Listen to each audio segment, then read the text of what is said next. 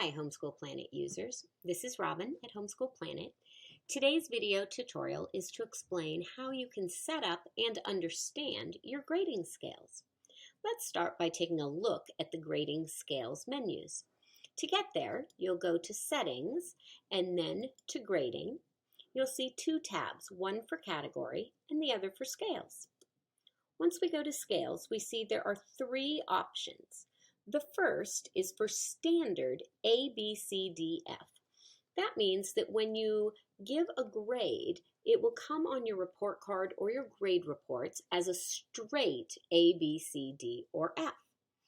You may also add pluses and minuses with separate numerical values for those or have a pass no credit class.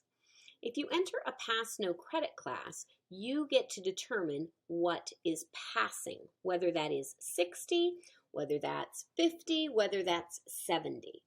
Similarly, with A, B, C, D, and F, we have set to a common system, which would be 90 to get an A, 80 for a B, 70 a C, 60 a D, and anything below that, of course, so starting at 0 would be an F.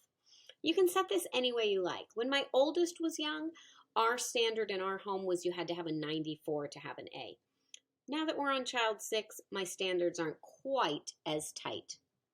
If you like adding pluses and minuses, you can set those cutoff values here.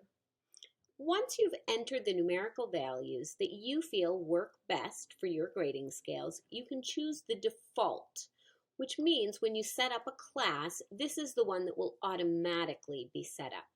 But you can go into any individual class and change it so a particular class can be pass no credit while another class gets numerical and letter grades.